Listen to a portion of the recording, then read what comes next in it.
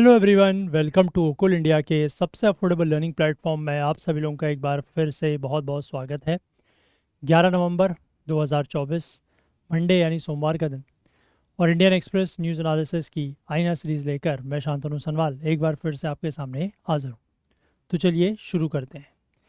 तो आज के न्यूज़पेपर सेशन पर चलें उससे पहले मैं आप लोगों को एक बार फिर से ये बताना चाहूँगा कि हमारा जो सी सेट लाइव क्लासेस का बैच है, इसमें कुछ सीट्स अभी भी बाकी हैं। अगर आप चाहें तो एनरोल कर सकते हैं। 999 में आपको ये बैच प्रोवाइड कराया जा रहा है। नीचे डिस्क्रिप्शन में इसका लिंक दिया हुआ है, उसके थ्रू जाके आप इसकी जो अदर डिटेल्स है वो चेकआउट कर सकते हैं और अगर चाहें तो वहाँ से एनरोल भी कर सकते हैं। ठीक है। तो और कोई अगर आपके मन में डाउट है, कोई क्वेरी है, तो यहाँ पर एक व्हाट्सएप नंबर आपको दिया जा रहा है 9150449990। इस नंबर पर आप एक बार कांटेक्ट कर लीजिएगा। अगर आपके कोई भी डाउट हो, कोई भी क्वेरीज हो, तो वो यहाँ से रिजॉल्व कर दी जाएंगी। ठीक है। चलिए, और आगे बढ़ने से पहले मैं एक बार आप लोगों से फिर से ये रिक्वेस्ट करना चाहता हूँ कि आप में से जो भी लोग इन सेशंस को देखते हैं और आपको अगर किसी भी तरीके की हेल्प या मदद मिलती है तो प्लीज़ आगे आएँ, कुछ ना कुछ कंट्रीब्यूट करने की कोशिश सभी लोग करें, सो दैट कि थोड़ी सी हमारी भी हेल्प होगी और डेफिनेटली इसका जो लॉन्ग टर्म बेनिफिट है वो आप लोगों के लिए रहेगा कि सेशंस इसी तरीके से यूट्यूब पर चलते रहेंगे। ठीक है। चलिए, अब हम लोग आज के न्यूज़पेपर पर चलते हैं और आज के जो इम्पोर्टेंट आर्टिकल्स हैं उन पर नज़र डालते हैं। तो ये हमारा देखिए आज का न्यूज़पेपर है। अगर हम फ्रंट पेज की बात करें तो आपको याद होगा कुछ दिनों पहले मैंने आपको बताया था कि क्लाइमेट चेंज कॉन्फ्रेंस की COP29 शुरू होने वाली है आज से। और कहाँ पर होने वाली है? That is in Azerbaijan. ठीक है, अज़रबैजान के बाकू में ये शुरू हो रही है। अब इसको लेकर वही लिखा गया है कि return of Trump hangs heavy on climate summit as worlds meet to talk. क्योंकि आपको पता है अमेरिका में डोनाल्ड ट्रंप जो है वो एक बार फिर से राष्ट्रपति चुन लिए गए हैं, है ना। और आपको याद होगा कि 2016 में भी जब ट्रंप अमेरिका के राष्ट्रपति बने थे तो उस समय भी उन्होंने किस तरीके से अमेरिका को पेरिस एग्रीमेंट जो है उससे विड्रॉ कर लिया था। तो इस तरीके का ही कुछ हो सकता है। और क्लाइमेट को लेकर या क्लाइमेट चेंज को लेकर उनका जो रुख है ना, उनका जो एक परसेप्शन है वो बहुत ज़्यादा पॉजिटिव नहीं दिखाई देता। तो इसलिए क्या होगा क्या नहीं होगा विल कम टू नो। लेकिन आज से ये COP29 शुरू हो रही है तो आगे आने वाले कुछ दिनों में इसके बारे में आर्टिकल्स आएंगे। ठीक है, and we will have a look at them. इसके बाद यहाँ पर जम्मू एंड कश्मीर में ये इस तरीके की गन फाइट चल ही रही है। स्पेशल फोर्सेस के लोग यहाँ पर मारे गए हैं और 3 लोग इंजर्ड हुए हैं। ठीक है, तो इस तरीके की जो आतंकी घटनाएं हैं वो जम्मू कश्मीर में रुक नहीं रही हैं। इसके बाद यहाँ पर लिखा गया है Ayushman expanded over 2 lakh elderly join in week after roll out. आपको याद होगा कि पिछले हफ्ते यहाँ पर यह अनाउंस किया गया था कि जो आयुष्मान भारत प्रधानमंत्री जन आरोग्य योजना है इसको 70 साल से ऊपर वाले लोगों के लिए, एल्डरली लोगों के लिए एक्सपेंड किया गया है। तो वहाँ पर अब ये चीज़ दिख रही है कि 2 लाख लोगों ने ही एक हफ्ते में इसको ज्वाइन कर लिया है। ठीक है। चलिए आगे बढ़ते हैं। बीच के पेजेस में सच कोई खास न्यूज़ नहीं है। मैं आपको लेकिन 2 आर्टिकल्स आज ज़रूर शेयर करूंगा और मैं चाहूँगा कि आप उनको पढ़ें, उनमें से पॉइंट्स नोट डाउन करें और उस आर्टिकल को समझने की कोशिश करें। तो ये एक पॉइंट है, that is the work of care. यहाँ पर केयर इकोनॉमी की बात हो रही है। ठीक है, केयर इकोनॉमी को लेकर आई थिंक लास्ट ईयर एक सवाल यूपीएससी इसमें पूछ चुका है मेंस में। I think last year if I am not wrong 2023 के मेंस में। ठीक है, तो केयर इकोनॉमी को लेकर यहाँ पर एक अच्छा आर्टिकल दिया गया है। इसमें कुछ पॉइंट्स भी दिए गए हैं। आई होप कि आप उसको ज़रूर पढ़ के समझ के नोट डाउन ज़रूर करेंगे। और एक आर्टिकल यहाँ पर दिया हुआ है फिक्सिंग अ लीकी पीडीएस। जो हमारा पीडीएस सिस्टम है, पब्लिक डिस्ट्रीब्यूशन सिस्टम है, उसमें जो लीकेज है उसको फिक्स करने की ये बात कर रहे हैं, यानी कि पीडीएस में कुछ रिफॉर्म्स की बात कर रहे हैं। ठीक है, तो मैं चाहूँगा कि ये दोनों आर्टिकल्स आप लोग ज़रूर पढ़ें। ठीक है, कवर तो मैं भी आपको करवा सकता हूँ बट आर्टिकल्स को पढ़ना भी ज़रूरी है। बीच बीच में इस तरीके के आर्टिकल्स मैं इसीलिए आपके साथ शेयर करता हूँ सो दैट कि आप उनको पढ़ें, उनको समझें और उनमें से पॉइंट्स नोट डाउन करें। They are not very difficult to understand, ठीक है, बहुत मुश्किल नहीं है समझने के लिए, आसानी से आप समझ जाएंगे, लेकिन पढ़ने की कोशिश ज़रूर करें, ठीक है। और इम्पॉर्टेंट पॉइंट जो है उनको पिक करें और अपने नोट्स में ऐड करें, ठीक है। ये आपको यहाँ से काम करना है, it's a very basic task, और जो आपको करना होगा, क्योंकि लाइक दिस ओनली, इसी तरीके से आप लोग चीज़ें जो है वो सीखेंगे, और कैसे न्यूज़पेपर से नोट्स जो है वो पॉइंट्स पिक करके अपने नोट्स में इंक्लूड करने हैं, ये आपको समझ में आएगा। तो you have to do this task, ठीक है। सूनर और लेटर आपको ये टास्क करना होगा, तभी फ़ायदा है, तभी आप लोग जो है वो पॉइंट्स पिक कर पाएंगे, तभी आप उनको अपने नोट्स में इंक्लूड कर पाएंगे, और तभी आप उनको अपने आंसर राइटिंग में भी इंक्लूड कर पाएंगे, ठीक है। तो ये एक टास्क थोड़ा सा आप लोग करें, थोड़ा सा मेहनत यहाँ पर लगेगी, बट इट इज़ वर्थ, ठीक है, वर्दी है, मेहनत करें, कोई बात नहीं। चलिए, इसके बाद यहाँ पर बेसिकली आपको याद होगा अभी प्राइवेट प्रॉपर्टी को लेकर, है ना, private property and the common good, इसको लेकर सुप्रीम कोर्ट का एक फैसला आया है, तो इसके बारे में हम लोग बात करेंगे। इसके बाद यहाँ पर लिखा है कि why India has launch project to monitor animal health. भारत ने एक प्रोजेक्ट लॉन्च किया है एनिमल हेल्थ को मॉनिटर करने के लिए, ऐसा क्यों किया है इसकी बात करेंगे।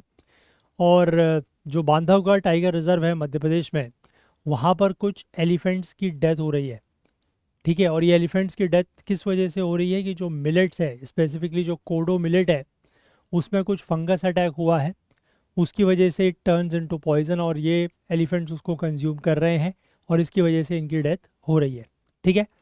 तो ये बेसिकली हम लोग 3 आर्टिकल यहाँ पर कवर करेंगे, और 2 आर्टिकल्स मैं आपके साथ शेयर करूँगा, आप उनको ज़रूर पढ़िएगा, समझने की कोशिश कीजिएगा, और उनमें से पॉइंट्स नोट डाउन कीजिएगा, ठीक है। चलिए, तो let's start with these 3 articles. तो सबसे पहला आर्टिकल बात कर रहा है about the private property and the common good. देखो, सुप्रीम कोर्ट ने पिछले हफ्ते ये फैसला सुनाया है, केस का नाम है property owners association and others versus state of Maharashtra, ये इस केस का नाम है। इस केस का जो फैसला सुनाया गया है वो 9 जजों की बेंच के द्वारा सुनाया गया, which was headed by CGI, या मैं आप कहूँ कि एक्स CGI, क्योंकि DY चंद्रचूड़ जो हैं वो अब रिटायर हो चुके हैं। और अभी सुबह सुबह मैं देख रहा था कि संजीव खन्ना जो हैं उनको शपथ दिलाई जा चुकी है एज आ 51st CGI, ठीक है, 51st CGI के रूप में जस्टिस संजीव खन्ना को शपथ दिलाई जा चुकी है। तो DY चंद्रचूड़ जो है वो अब एक्स CGI हो गए, ठीक है। तो 9 जजों की बेंच ने ये फैसला सुनाया। तो यहाँ पर इन्होंने 2 मुख्य सवालों के जवाब जो हैं इस फैसले में दिए हैं। सबसे पहला ये है कि what is the status of article 31C। Article 31C का क्या स्टेटस है, जो कि की कॉन्स्टिट्यूशनल प्रोविज़न है, डील करता है with the right to property. क्या ये अभी भी जो है वो एग्जिस्ट करता है despite amendments to it being struck down by the apex court, क्योंकि इसको लेकर कुछ अमेंडमेंट्स किए गए थे और उन अमेंडमेंट्स को एपेक्स कोर्ट यानी कि सुप्रीम कोर्ट ने स्ट्राइक डाउन कर दिया था। तो क्या उसके बावजूद ये जो आर्टिकल है दैट इज़ 31C जो डील करता है with the right to property, क्या ये अभी भी एग्जिस्ट करता है या नहीं, इसके बारे में हम लोग बात करेंगे। जस्ट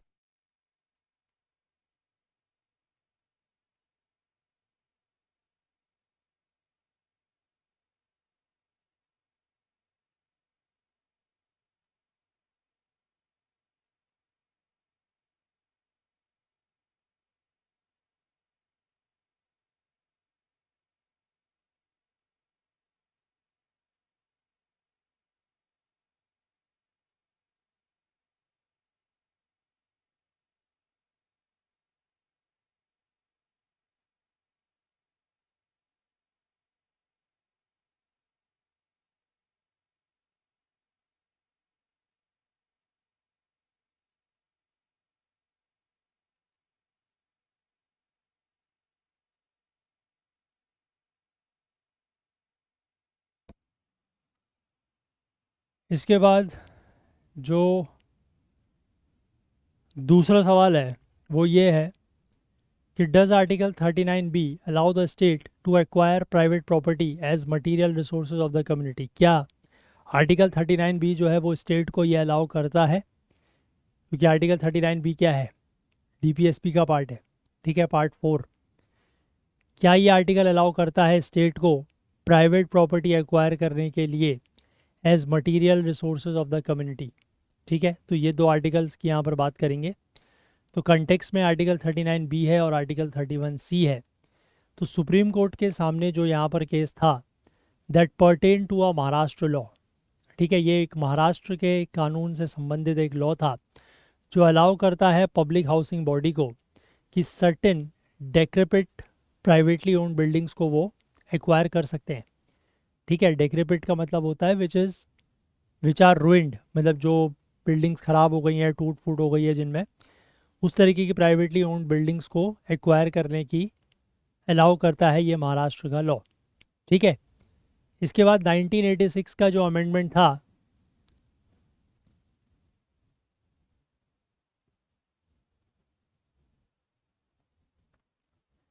इसके बाद 1986 का जो अमेंडमेंट था in question stated that the law gave effect to article 39B of the constitution, ठीक है, कि जो लॉ है वो article 39B of the constitution को लागू कर रहा है, ठीक है, जो कि स्टेट के ऊपर एक ऑब्लिगेशन प्लेस करता है ये इंश्योर करने के लिए कि that the ownership and control of the material resource of the community are so distributed so as best to subserve the common good, ठीक है। तो ये बेसिकली 1986 के अमेंडमेंट में ये बात कही गई। वैसे ये आर्टिकल 39B की लैंग्वेज है, ठीक है। तो यहाँ पर क्या लिखा है कि जो स्पेसिफिक 1986 का अमेंडमेंट है जिसके ऊपर सवाल उठाए जा रहे हैं उसमें यही कहा गया कि ये जो लॉ यहाँ पर बनाया गया है वो आर्टिकल 39B को इफ़ेक्ट करता है, मतलब 39B को लागू करता है। और 39B जो है वो स्टेट के ऊपर एक ऑब्लिगेशन प्लेस करता है ये इंश्योर करने की कि जो ownership and control of material resource है कम्युनिटी के, वो इस तरीके से डिस्ट्रीब्यूट हो कि दे सबसर्व द कॉमन गुड, ठीक है। अब देखो, इस लॉ को अपहोल्ड करते हुए 1991 में बॉम्बे हाई कोर्ट ने क्या कहा कि the laws pass to give effect to article 39B are protected under article 31C of the constitution, कि जो भी कानून आर्टिकल 39B को लागू करने के लिए बनाए जाएंगे वो article 31C of the constitution के अंतर्गत क्या है, प्रोटेक्टेड हैं।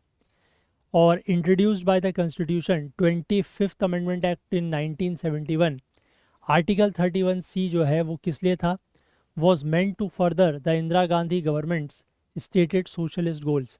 इंदिरा गांधी की सरकार के जो सोशलिस्ट गोल्स हैं उनको लागू करने के लिए ये एक्ट यहाँ पर बनाया, मतलब आर्टिकल यहाँ पर इंट्रोड्यूस किया गया 25th कॉन्स्टिट्यूशनल अमेंडमेंट एक्ट 1971 के थ्रू, आर्टिकल 31C, ठीक है।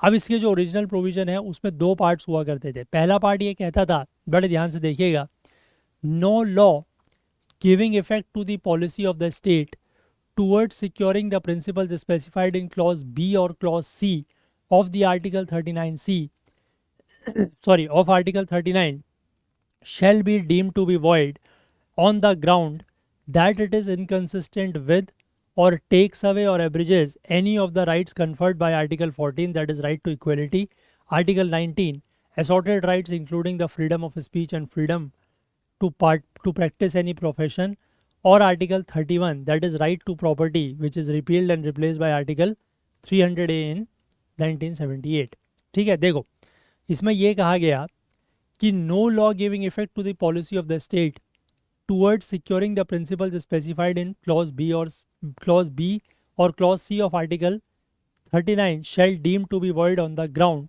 That is inconsistent with these law. इसका मतलब ये है कि अगर सरकार जो है, ठीक है, अपनी किसी भी पॉलिसी या नीति को लागू करने के लिए आर्टिकल 39B या 39C में जो प्रिंसिपल्स दिए गए हैं उनके आधार पर अगर कोई लॉ बनाती है, ठीक है, तो वो लॉ जो है इस आधार पर, ठीक है, on the basis, on the ground, इस बेसिस पर या इस आधार पर इनकंसिस्टेंट या वॉइड नहीं होंगे कि अगर वो क्या करते हैं, अगर वो आर्टिकल 14 का वॉयलेशन है, आर्टिकल 19 का वायोलेशन है या आर्टिकल 31 का वायोलेशन है। यानी कि आर्टिकल 39B और 39C को जो है इन कंपैरिजन टू 14, 19 एंड 31 सुप्रीम माना गया। ठीक है, पहली बात समझ गए। इसके बाद अगला हाफ जो है इसका सेकंड हाफ इस प्रोविजन का, वो ये कहता है कि no law containing a declaration that it is for giving effect to such policy shall be called in question in any court on the ground that it does not give effect to such policy। ठीक है, second half ये कहता है कि कोई भी ऐसा कानून जिसमें कोई ऐसा डिक्लेरेशन दिया गया है कि वो इस तरीके की पॉलिसी को लागू करने के लिए बनाया गया है, उसको आप किसी भी कोर्ट में, ठीक है, can not be called in question in any court, उसको आप किसी भी कोर्ट में जो है वो चैलेंज नहीं कर सकते इस आधार पर कि वो इस तरीके की पॉलिसी को या इस तरीके की नीति को इफेक्ट में नहीं लाता है या लागू नहीं करता है। सॉरी, समझ गए बात। इसका मतलब क्या है कि यहाँ पर लॉज को क्या किया गया है, प्रोटेक्ट किया गया है to give effect to article 39B and C from being challenged in the court.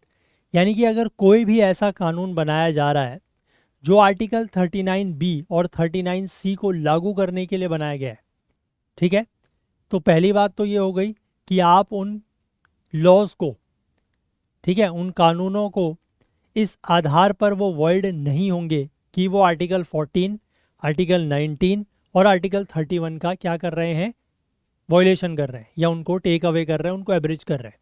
इस आधार पर अगर कोई भी लॉ जो आर्टिकल 39B और 39C को लागू करने के लिए बनाया गया है, उनको वो वॉइड नहीं होंगे, पहली बात।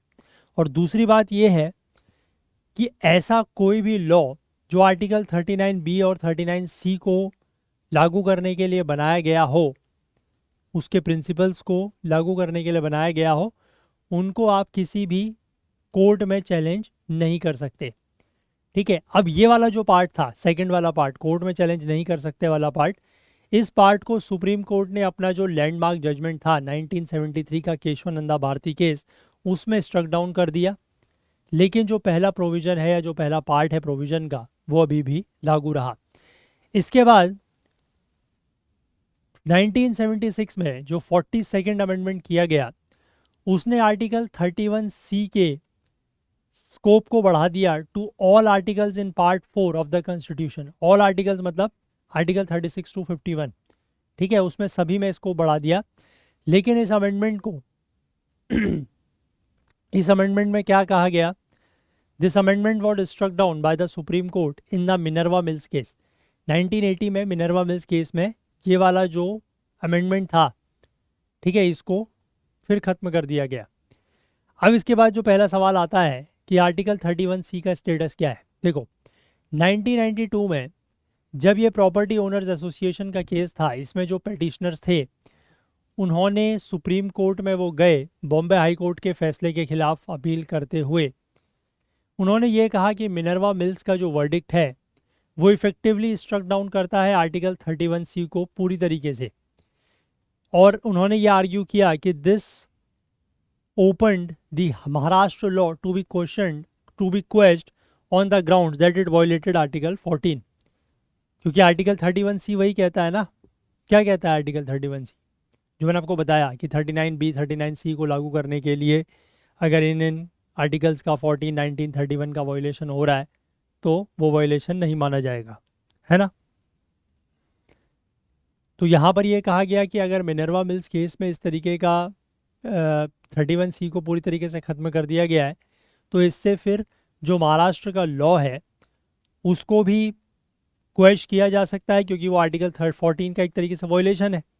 अब जब 31C ही नहीं रहा तो फिर ये प्रोटेक्शन कहाँ से मिलेगी, है ना, बात सही है। और जो 42nd अमेंडमेंट है उसने यहाँ पर क्या किया, कुछ वर्ड्स को सब्स्टिट्यूट किया।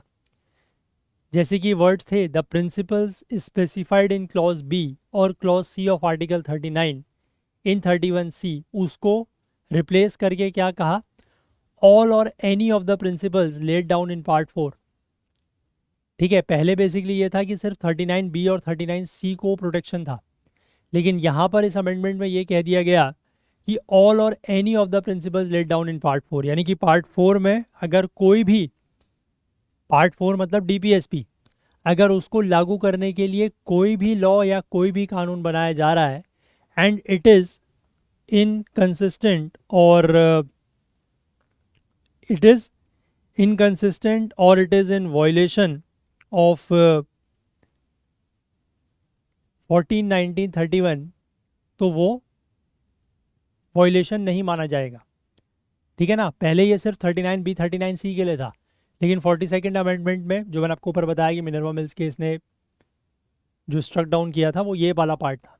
ठीक है, अब इसके बाद प्रॉपर्टी ओनर्स एसोसिएशन के केस में कोर्ट ने क्लेरिफाई किया, जब उसने स्ट्रक डाउन किया amendment in Minerva mills case, उसने कहा कि द वर्ड्स ऑल और any of the principles laid down in part 4 would not simply be deleted as this would lead to absurd outcomes और render the text wholly unworkable. ठीक है, उसमें यह कहा गया कि ये जो वर्ड्स हैं इनको सिंपली डिलीट नहीं किया जा सकता, would not simply be deleted, क्योंकि इससे होगा क्या कि आउटकम जो है वो एब्सर्ड हो जाएंगे और जो टेक्स्ट है वो पूरी तरीके से अनवर्केबल हो जाएगा। इंस्टेड आर्टिकल 31C का वर्जन जो केशवानंदा भारती केस में अपहेल्ड किया गया था कि first part of the original provision वो रहेगा, और कोर्ट ने इसलिए ये कहा कि जो अर्ली वर्डिंग थी कॉन्स्टिट्यूशन में और जो सब्सटीट्यूशन है नए पार्ट का, they are the same action, they are the part of the same action by the parliament. और पूरी bench including justice BV Nagarathna जिन्होंने कंकरिंग ओपिनियन दिया और जस्टिस सुधांशु धूलिया जिन्होंने डिसेंट किया, उन्होंने इस पॉइंट पर एग्री यहाँ पर किया है। इसके बाद इंटरप्रिटेशन ऑफ आर्टिकल 39B की अगर हम बात करें तो जस्टिस कृष्णा अय्यर, एक पुराना केस है रंगनाथ रेड्डी का केस 1977, उसमें जस्टिस कृष्णा अय्यर ने अपना जो कंकरिंग ओपिनियन दिया उसमें ये स्पेसिफिकली डील किया गया कि what constitute the material resource of the community, कि क्या चीज़ जो है वो material resource of the community में आती है। और उनका ये कहना है कि सारे रिसोर्सेज चाहे वो नेचुरल हो या मैन मेड हो, पब्लिक हो या प्राइवेटली ओन्ड हो, जो कि मटेरियल नीड्स को सेटिस्फाई करते हैं, ये इस फ्रेज के अंदर आते हैं, that is material resources of the community, जो आर्टिकल 39B में यूज़ किया गया है। ठीक है,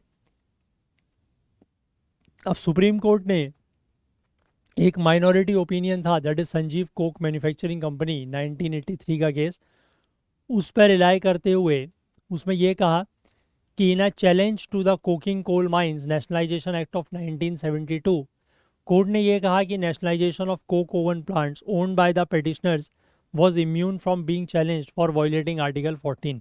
ठीक है, कि वो आर्टिकल 14 का वायलेशन कर रहा है, इस आधार पर आप उसको चैलेंज नहीं कर सकते।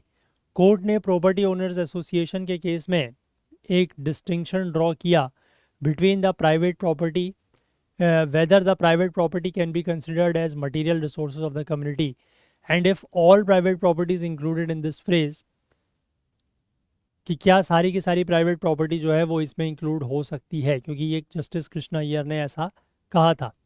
तो इसमें यह कहा गया कि if article 39B was meant to include all private property, तो the provision would have been worded differently to make this clear.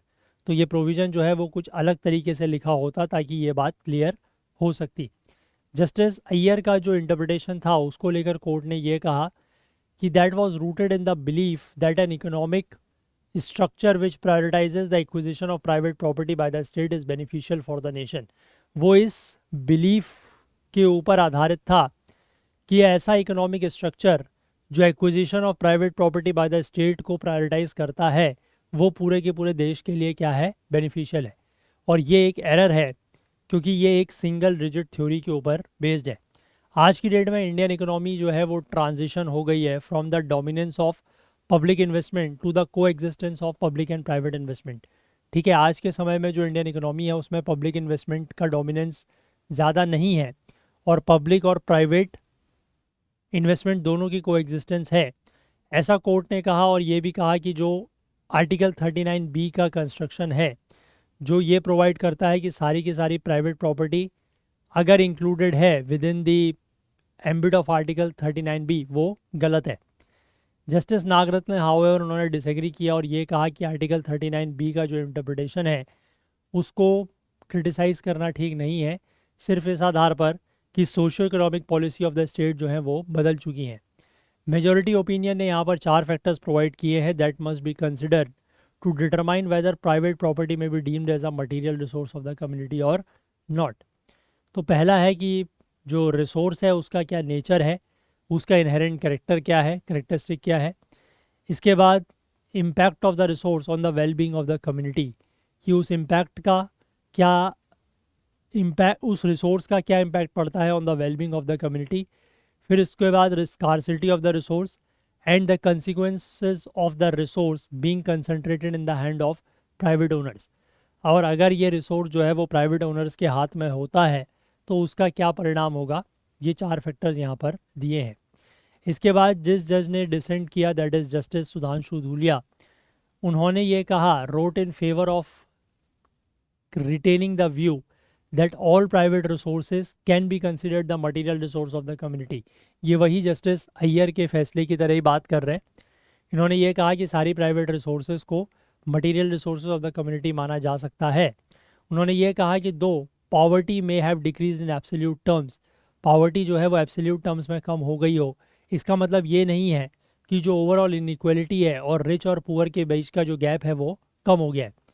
तो addressing this requires welfare measures under Article 39B and C of the Constitution, जैसा कि Ranganath Reddy and Sanjeev Coke के case में वही justice Iyer ने कहा था, उसी तरीके की बातें यहाँ पर ये कह रहे हैं।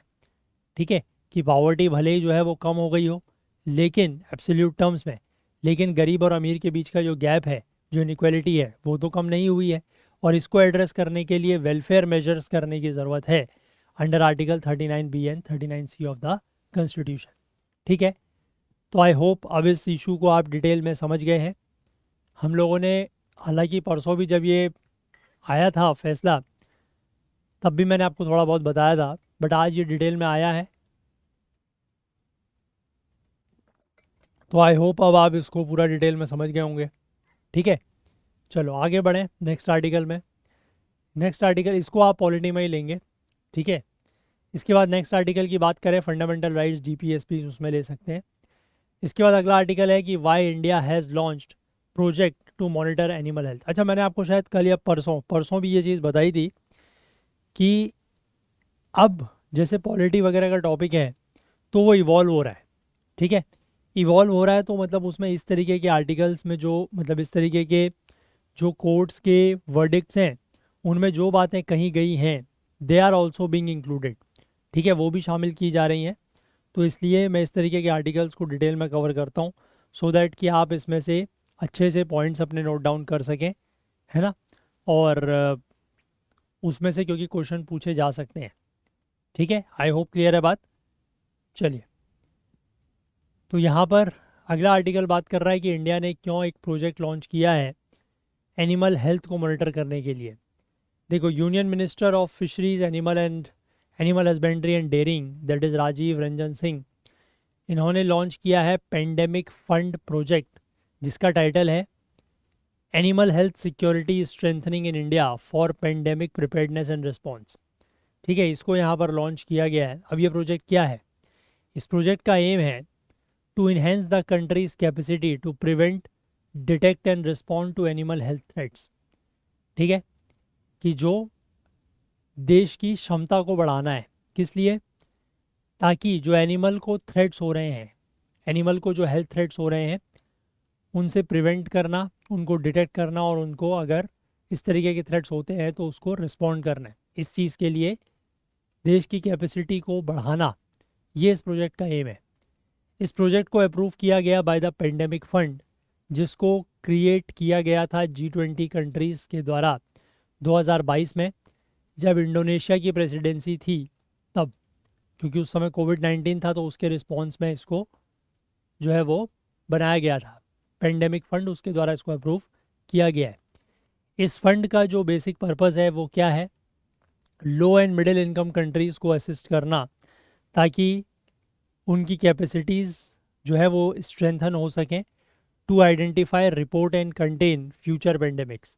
ठीक है, कि भविष्य में अगर ऐसा कोई पेंडेमिक आता है तो उसको वो आइडेंटिफाई कर सकें, उसको रिपोर्ट कर सकें और उसको कंटेन करने में, उसको कंट्रोल करने में उनको फ़ायदा हो सके, उनकी कैपेसिटी स्ट्रेंथन हो सके। अब इसका जो पहला इन्वेस्टमेंट राउंड था उसमें इस फंड ने मोबिलाइज किए $2 बिलियन। ये कौन से फंड की हम बात कर रहे हैं? About the pandemic fund. ठीक है। अब इसके बाद for the money the pandemic fund received 350 expressions of interest and 180 full proposals in the first call. लेकिन इसकी जो गवर्निंग बोर्ड है उसने सिर्फ 19 ग्रांट्स इन 37 कंट्रीज़ को ये अप्रूव किया, including the project from India, जिसमें $25 मिलियन जो है वो मिलने की उम्मीद है। ठीक है। ये प्रोजेक्ट जो है वो एग्जीक्यूट किया जाएगा with the help of 3 implementing agencies, that is Asian development bank, the world bank and the FAO, that is food and agricultural organisation. और एक्सपेक्टेड है कि ये अगस्त 2026 तक ये प्रोजेक्ट कंप्लीट हो जाएगा। अब इस प्रोजेक्ट की ज़रूरत क्यों है? देखो, department of animal husbandry and dairying ने अपने कंसेप्ट नोट में ये लिखा है, इस प्रोजेक्ट की ज़रूरत क्यों है, इसलिए बताया गया है कि the impact of the project would be to reduce the risk that a pathogen will emerge from animals and be transmitted to the human population, endangering the health, nutritional security and livelihoods of vulnerable population. यानी कि इस project का जो impact होगा वो क्या होगा कि जो पैथोजन से रिस्क पैदा होता है, पैथोजन क्या होता है? Disease causing organism. ठीक है। जो पैथोजन बेसिकली इमर्ज होता है एनिमल से, डोमेस्टिक एनिमल्स हो या वाइल्ड लाइफ एनिमल हो, वाइल्ड एनिमल हो, उससे जो पैथोजन इमर्ज होता है और उस पैथोजन से जो रिस्क पैदा होता है उस रिस्क को कम करना है, क्योंकि वो पैथोजन एनिमल से निकल के फिर ह्यूमन पॉपुलेशन में आ जाता है ना। और ह्यूमन पॉपुलेशन की फिर वो हेल्थ को नुकसान पहुंचाता है, न्यूट्रिशनल सिक्योरिटी को नुकसान पहुंचाता है, और जो वल्नरेबल पॉपुलेशन है उसके लाइवलीहुड्स को भी असर डालता है। WHO ने पिछले कुछ दशकों में 6 public health emergencies of international concern declare की हुई हैं। इनमें से 5 जो है वो जूनोटिक डिजीज़ेज़ हैं। जूनोटिक डिजीज़ेज़ मतलब ऐसी बीमारियां जो जानवरों से पैदा होती हैं, ठीक है, और बाद में फिर ह्यूमंस को इन्फेक्ट करती है। इसमें कोविड-19 भी है, जिसने पूरी दुनिया को 2020 और 21 में प्रभावित किया है। ठीक है। It is covid was also one of the zoonotic disease. इसके बाद ये लिखा गया है कि जो इन्फेक्शियस डिजीज़ेज़, लगभग 2/3 जो इन्फेक्शियस डिजीज़ेज़ होती है जो ह्यूमंस को अफेक्ट करती हैं, वो भी एनिमल से ही ओरिजिनेट होती हैं। इसलिए ये बहुत ज़रूरी है कि एनिमल हेल्थ सिक्योरिटी के ऊपर फोकस किया जाए as part of the future pandemic preparedness, कि आने वाले समय में कोई पेंडेमिक ना हो, उसके लिए एनिमल्स की हेल्थ के ऊपर जो है वो फोकस करना ज़रूरी है। इसलिए ये प्रोजेक्ट यहाँ पर लाया गया है। इंडिया में लगभग 536 मिलियन लाइव स्टॉक एनिमल्स की पॉपुलेशन है और 853 मिलियन जो है वो बर्ड्स की पॉपुलेशन है। ठीक है। तो इसलिए सिग्निफिकेंट अटेंशन की ज़रूरत है ताकि इनको मैनेज किया जा सके, ताकि इनसे कोई इन्फेक्शियस डिजीज़ का आउटब्रेक ना हो और वो आगे जाके फिर एक पेंडेमिक का रूप ना ले ले। ठीक है।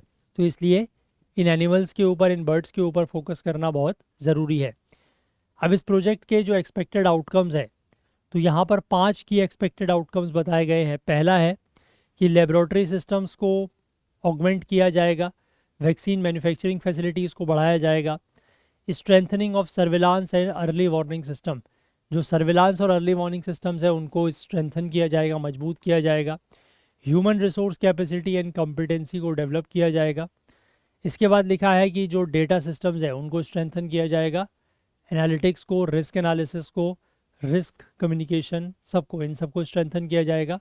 और जो cross cutting institutional capacity gaps हैं at national and regional levels, उनको भी एड्रेस किया जाएगा। ठीक है। जो इंस्टीट्यूशनल कैपेसिटी में गैप्स हैं उनको भी एड्रेस किया जाएगा। तो ये बेसिकली इसके 5 आउटकम्स इन्होंने बताए हैं इस प्रोजेक्ट के।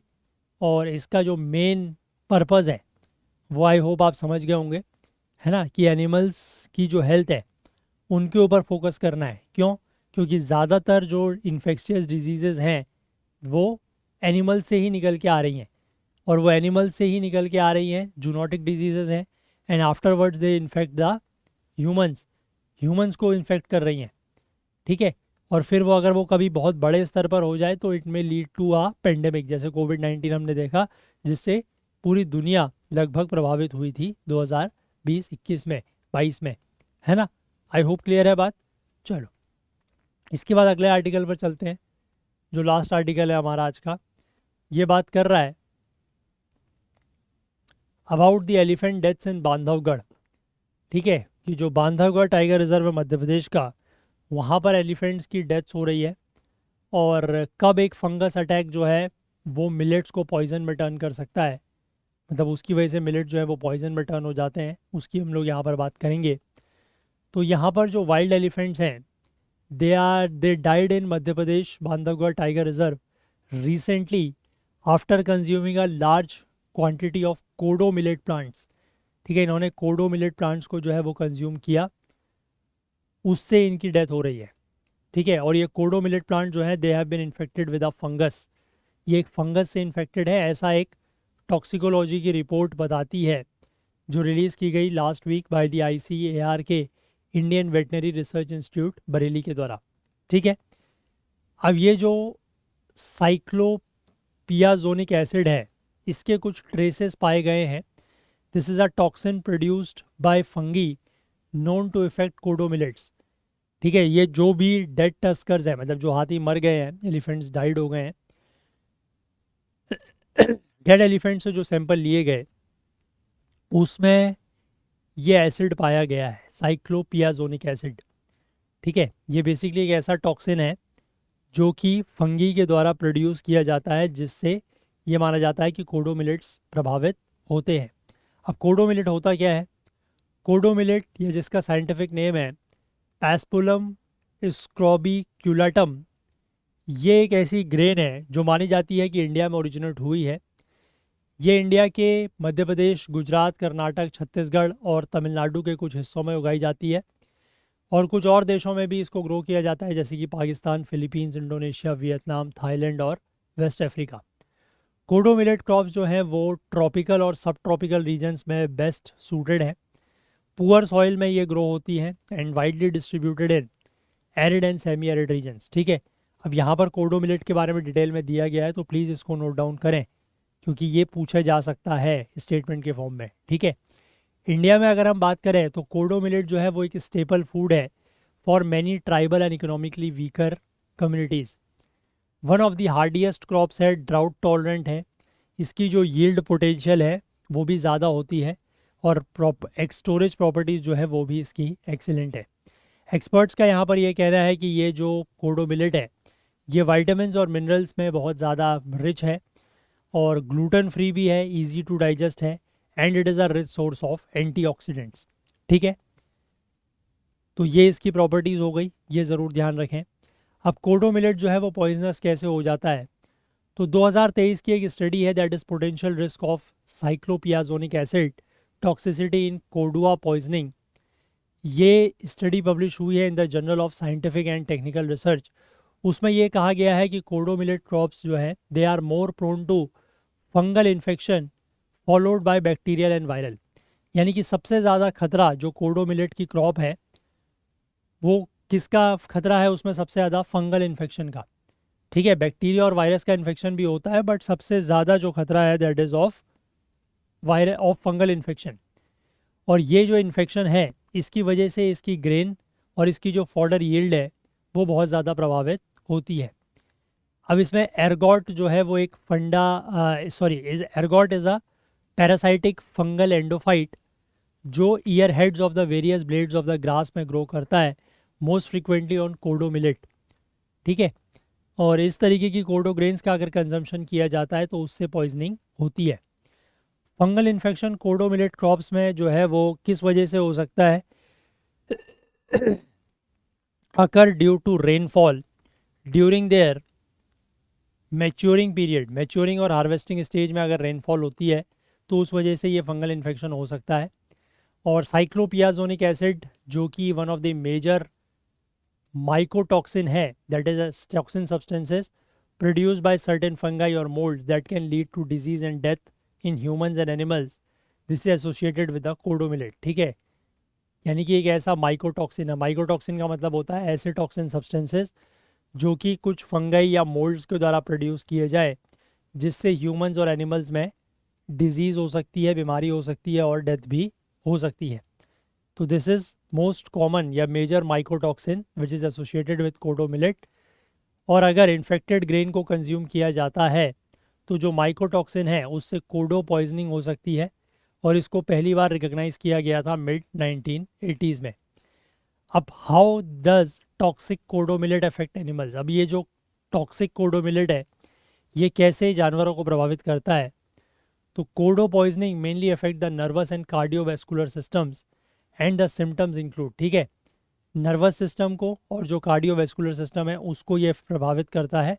इसमें जो लक्षण पाए जाते हैं दैट इज़ वॉमिटिंग, वॉमिटिंग होती है, गिडीनेस, गिडीनेस मतलब वही एक तरीके से कमज़ोर सा फील कर रहे हैं, अनकॉन्शियस हो जाते हैं, स्मॉल और रैपिड पल्स, कोल्ड एक्सट्रीमिटीज़, ठीक है, हाथ पैरों में ठंडा लगने लगता है, और ट्रेमर से फील होते हैं।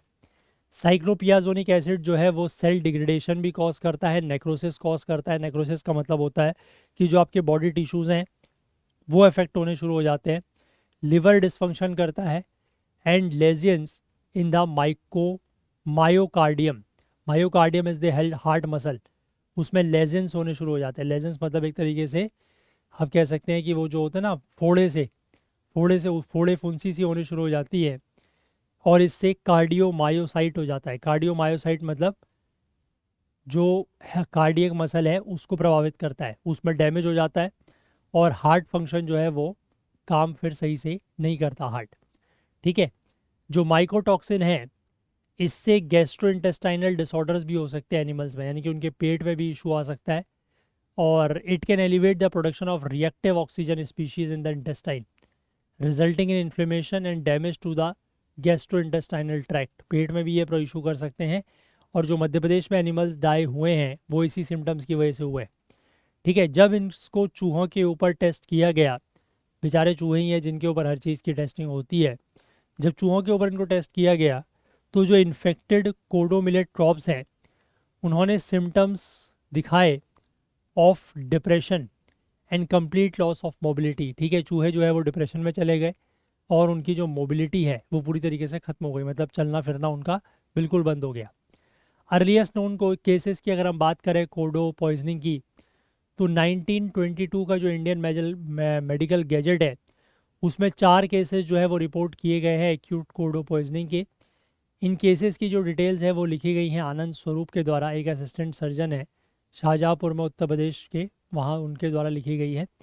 इसमें यह कहा गया है कि जो पेशेंट्स 4 पेशेंट्स थे उनमें एक 50 साल की महिला थी, एक 22 साल का पुरुष था, और 2 बच्चे थे, लड़के थे 12 और 9 साल के, जिनको हॉस्पिटल में लाया गया अनकॉन्शियस कंडीशन में।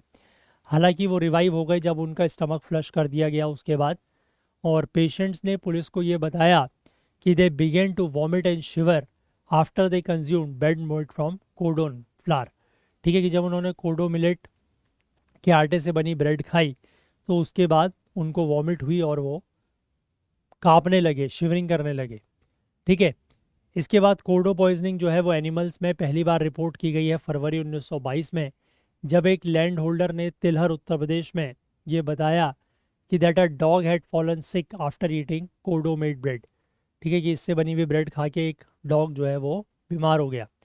1934 का जो एडिशन है of the journal of Bombay natural history society, उसमें आर.सी. मॉरिस एक वेल नोन नेचुरलिस्ट, इन्होंने रिपोर्ट की है death of 14 elephants at the Vannathiparai reserve forest in Tamil Nadu due to consumption of kodo millets, ठीक है। तो यहाँ पर पहले से इसकी जो वो हुई है, मतलब रिपोर्टिंग हुई है कोडो पॉइजनिंग की, चाहे वो ह्यूमंस में हो चाहे वो एनिमल्स में हो, उसका जिक्र किया गया है। अब has kodo poisoning led to death in recent years? क्या रीसेंट ईयर्स में कोडो पॉइजनिंग की वजह से डेथ हुई है? तो 2022 में एक एलिफेंट जो है उसने इन्फेक्टेड कोडो मिलेट खा ली थी मध्य प्रदेश में, उसके बाद उसकी डेथ हो गई थी, ठीक है। और कोई ऐसे reported deaths of human beings जो हैं वो कोडो पॉइजनिंग की वजह से नहीं है, क्योंकि पेशेंट जो है वो रिकवर कर जाते हैं जब उनको स्टमक अगर फ्लश कर दिया जाए, उनका स्टमक अगर मतलब खाली कर दिया जाए यूजिंग सम स्टिमुलेंट्स दे के, हॉट टी या मिल्क दे के, तो वो फिर उनको डेथ वगैरह उनकी नहीं होती। प्रीवियस केसेस में ये दिखाया गया है कि पेशेंट्स को जो है वो 3 दिन तक लग सकते हैं रिकवर होने में। अब कोडो मिलेट्स को चेक कैसे किया जा सकता है फंगल इन्फेक्शन को लेकर कि उसमें फंगल इन्फेक्शन है या नहीं है। तो टॉक्सिसिटी को नेकेड आई से नहीं स्पॉट किया जा सकता। प्लांट जो है वो फ्रेश दिखाई देगा, लेकिन इनसाइड हो सकता है कि अंदर से वो पॉइजनस बन गया हो due to the presence of high moisture and other factors. तो उसका केमिकल ट्रेस एनालिसिस करना पड़ेगा ये इन्वेस्टिगेट करने के लिए कि ये मिलेट्स हेल्दी हैं या पॉइजनस हैं। अब माइकोटॉक्सिन्स के लेवल को डिटरमाइन करने के लिए अलग अलग तरीके के क्रोमेटोग्राफिक मेथड्स का यूज़ किया जाता है, like the separation of components of a mixture. हालांकि ये टेक्निक जो है वो बहुत ज़्यादा टाइम कंज्यूमिंग है, इसीलिए कुछ ऑन साइट रैपिड और कॉस्ट इफेक्टिव डिटेक्शन मेथड जैसे कि लेटरल फ्लो एसेज, जिसमें पेपर बेस्ड टेस्ट किए जाते हैं, जो एसर्टेन और क्वांटिफाई करता है molecules in complex fluid mixtures and biosensors, इस तरीके के मेथड्स का यूज़ किया जाता है। अब how can infections be prevented in kodo millets. अब इन्फेक्शन को कैसे रोका जा सकता है, तो रिसर्चर्स यहाँ पर इस बात की वकालत करते हैं, मतलब इस बात का सपोर्ट करते हैं कि बायो कंट्रोल एजेंट्स का यूज़ किया जाए, यानी कि ऐसे ऑर्गेनिज्म जो दूसरे ऑर्गेनिजम्स के अगेंस्ट फाइट कर सकते हैं, ऐसे ऑर्गेनिजम्स का यूज़ किया जाए ताकि कोडो मिलेट क्रॉप्स में फंगी इन्फेक्शन ना हो। कई सारे माइक्रोब्स जो है वो फंगी डेवलपमेंट को मिनिमाइज कर सकते हैं और माइकोटॉक्सिन सिक्रीशन को रोक सकते हैं। The growth of competitive and non toxigenic strains of the same fungi as a biological control strategy that appears to be effective in inoculating the fields for many years can also help। इसको use किया जा सकता है कि competitive non toxigenic strains उस same fungi का as a bio control agents अगर उनको यूज़ किया जाए तो इससे फ़ायदा हो सकता है। इन स्टेप्स के अलावा फार्मर्स को गुड एग्रीकल्चरल प्रैक्टिसेस फॉलो करनी होंगी coupled with post harvest management. ठीक है, जब कटाई हो जाती है, हार्वेस्ट हो जाती है, उसके बाद सॉर्टिंग और proper storage preferably air tight devices में करना होगा, सो दैट कि इसमें मॉइस्चर वगैरह ना लगे और फंगस ना लगे। कुछ फंगाई जो है वो मॉइस्ट एनवायरनमेंट में तेज़ी से स्प्रेड करती हैं, तो इसलिए जो हार्वेस्टेड हीप्स हैं उनको बारिश से बचाना होगा। ठीक है, and the old practice of threshing, that is separating the edible part of grain from the straw that holds it by moistening the plant should be stopped. ठीक है, पहले से बेसिकली क्या होता था कि जो थ्रेशिंग की जाती थी, यानी कि ग्रेन के एडिबल पार्ट को उसके स्ट्रॉ से अलग किया जाता था, वो उसको थोड़ा सा मॉइस्टन करके, यानी कि उसमें उसको गीला करके किया जाता था। ये प्रोसेस जो है उसको रोकना होगा, इस प्रैक्टिस को, क्योंकि मॉइस्चर अगर आएगा तो फंगस इन्फेक्शन के चांसेस बढ़ते हैं। And removing the infected grains also reduces the effect spread of diseases. अगर इन्फेक्टेड ग्रेन्स हैं तो उसको अगर आप अच्छी ग्रेन से अलग रखेंगे तो वो डिजीज़ के स्प्रेड के चांसेस को कम करता है। ठीक है, तो आई होप समझ गए बात आप। ये वाला आर्टिकल भी अच्छा आर्टिकल है, कोडो मिलेट के ऊपर स्पेसिफिकली फोकस किया गया है ना, कि कोडो मिलेट क्या होती है, कैसे बेसिकली वो पॉइजनस हो जाती है, कैसे एनिमल्स को इफ़ेक्ट करती है, कौन कौन से कब कब केसेस आए हैं, कोडो पॉइजनिंग की वजह से क्या रिसेंट में कोई डेथ्स वगैरह हुई हैं, ह्यूमंस में डेथ हुई है, कैसे इसको फंगल इन्फेक्शन के लिए चेक किया जा सकता है और कैसे इसमें इन्फेक्शंस को रोका जा सकता है। ठीक है, तो कोडो मिलेट के ऊपर बेसिकली यहाँ पर पूरा का पूरा फोकस है वैसे ये वाइल्ड लाइफ कंजर्वेशन को लेकर टॉपिक, क्योंकि स्टार्टिंग तो वहीं से हुई है कि क्या एलिफेंट्स वगैरह डाई हुए हैं, लेकिन जो मेन फोकस यहाँ पर आर्टिकल का है that is on kodo millet. ठीक है, और ये मिलेट का टॉपिक वैसे भी आपको पता है कि पिछले 1-2 सालों से काफ़ी ज़्यादा इंपॉर्टेंट हो गया है ना, जब से गवर्नमेंट ने इसके ऊपर फोकस करना शुरू किया है ना, श्री अन्न कहना शुरू किया है इसको, तो इसलिए कोडो मिलेट के ऊपर क्वेश्चन पूछा जा सकता है प्रीलिम्स में। ठीक है, आई होप क्लियर है बात। तो इसलिए इस आर्टिकल में जो भी पॉइंट्स दिए गए हैं प्लीज़ उनको अच्छे से देखें, अच्छे से समझें, नोट डाउन करें और बार बार रिवाइज करें, सो दैट कि वो चीज़ें आपको याद रहें, क्योंकि क्वेश्चन पूछा जा सकता है ना, पूछा जाएगा ही ये मैं नहीं कह रहा, बट चांसेस हैं। कुछ कुछ आर्टिकल्स ऐसे लगते हैं ना जिनको देख के, मतलब जिनको पढ़ के लगता है कि इसमें से क्वेश्चन पूछे जाने की चांसेस ज़्यादा हैं, तो this is one of that sort of article, क्योंकि मिलेट के ऊपर फोकस है ही है सरकार का पिछले 1-2 सालों से, है ना। तो क्वेश्चन भी आई थिंक पूछा जा चुका है मिलेट्स को लेकर, तो यहाँ पर स्पेसिफिकली कोडो मिलेट को लेकर क्वेश्चन पूछा जा सकता है। ठीक है, आई होप क्लियर है बात। चलिए, तो यही आर्टिकल्स थे जो आज हमें कवर करने थे, तो इसलिए सेशन को हम लोग इतना ही रखते हैं। और जाने से पहले मैं आपको एक बार फिर से बता दूं, अगर आप प्रीलिम्स 2025 की तैयारी कर रहे हैं तो आपके पास इस तरीके की एक टेस्ट सीरीज़ जो है वो होनी चाहिए। हालांकि यहाँ पर प्राइजेज़ आपको अभी भी 849 दिख रहे हैं, बट आज से ये प्राइजेज़ जो है वो बढ़ चुके हैं और शाम तक मोस्ट प्रोबेबली आपको वेबसाइट में भी ये प्राइजेज़ बढ़े हुए दिख जाएंगे। तो अभी भी आप लोगों के पास टाइम है आज शाम तक का, अगर आप चाहें तो इसी प्राइस पर एनरोल कर सकते हैं, अदरवाइज़ उसके बाद ये प्राइजेज़ जो हैं वो बढ़ने शुरू हो जाएंगे। ठीक है, अगर आप सिर्फ जनरल स्टडीज़ और करंट अफेयर्स के टेस्ट लेना चाहते हैं तो अभी भी आपको 699 में मिल रही है, but the prices will increase in the evening और बाय द इवनिंग। सिर्फ जनरल स्टडीज़ की टेस्ट सीरीज़ लेना चाहते हैं सब्जेक्ट वाइज तो आपको ओनली एट 449 में मिल जाती है। सिर्फ करंट अफेयर्स की लेना चाहते हैं तो 299 में मिल जाएगी, और सिर्फ सी सेट के फुल लेंथ टेस्ट अगर आप लेना चाहते हैं तो वो आपको मिल जाएंगे ओनली एट 249। ठीक है, चलिए, और ये सारे के सारे हमारे ऐप और वेबसाइट में लिस्टेड हैं, वहाँ से आप एनरोल कर सकते हैं। किसी को भी लेकर अगर आपके मन में कोई डाउट है या कोई शक है तो यहाँ पर एक व्हाट्सएप नंबर दिया गया है, कोई भी क्वेरी है 9150449990, इस नंबर पर आप कांटेक्ट कर सकते हैं। ठीक है, चलिए, बाकी आप हमारा जो ऐप है उसको प्ले स्टोर से ज़रूर डाउनलोड करें। अगर आपने हमारे किसी भी वीडियो कोर्स में एनरोल किया हुआ है तो आप वीडियोस को डाउनलोड करके ऑफलाइन भी देख सकते हैं ऐप के थ्रू। जाने से पहले मैं एक बार फिर से रिक्वेस्ट करना चाहूँगा कि ये आप में से जो भी लोग इन सेशंस को देखते हैं, आपको किसी भी तरीके की हेल्प या मदद अगर मिलती है तो प्लीज़ आगे आएँ, कुछ ना कुछ कंट्रीब्यूट करने की कोशिश सभी लोग करें, सो दैट कि थोड़ी सी हमारी भी हेल्प होगी और इसका जो लॉन्ग टर्म बेनिफिट है वो आप लोगों को ही मिलेगा कि ये सेशंस यूट्यूब पर इसी तरीके से लंबे समय तक चल पाएंगे। बट उसके लिए आप लोगों का साथ और आप लोगों का सहयोग और आप लोगों के कंट्रीब्यूशन की ज़रूरत है, तो प्लीज़ कुछ ना कुछ कंट्रीब्यूट करने की कोशिश ज़रूर करें। तो चलिए, अगर आपको आज का सेशन पसंद आया हो तो लाइक ज़रूर करें, ज़्यादा से ज़्यादा शेयर करें, जो भी आपके डाउट्स हैं, जो क्वेरीज़ हैं या अदरवाइज़ भी आप लोग कमेंट ज़रूर करें। चैनल को आपने सब्सक्राइब नहीं किया है तो वो भी आप ज़रूर करें, अपने फ्रेंड्स वगैरह से भी करवाएं, बेल आइकन प्रेस करना ना भूलें ताकि वीडियोस के नोटिफिकेशन आपको ऑन टाइम मिल सकें, और साथ ही साथ अपना प्यार अपना सहयोग हमारे साथ बनाए रखें। हाईलाइटेड आर्टिकल्स आपको करंट अफेयर्स ओकुल टेलीग्राम चैनल पर मिलते हैं, जिसका लिंक नीचे डिस्क्रिप्शन में दिया हुआ है, या फिर आप इसको करंट अफेयर्स ओकुल सर्च करके भी टेलीग्राम में ज्वाइन कर सकते हैं, या सिंपली इस QR कोड को स्कैन करें, वहाँ से भी आप ज्वाइन कर पाएंगे। ठीक है, और जो 2 आर्टिकल्स मैं आपको शेयर करूँगा, एक केयर इकोनॉमी वाला और एक वो लीकी PDS वाला, उन दोनों को आप लोग ज़रूर पढ़िएगा and try to understand them, उनको समझने की कोशिश करें, और उनमें से जो पॉइंट्स हैं, जो इंपॉर्टेंट पॉइंट्स हैं, उनको पिक करके अपने नोट्स में ज़रूर इंक्लूड करें।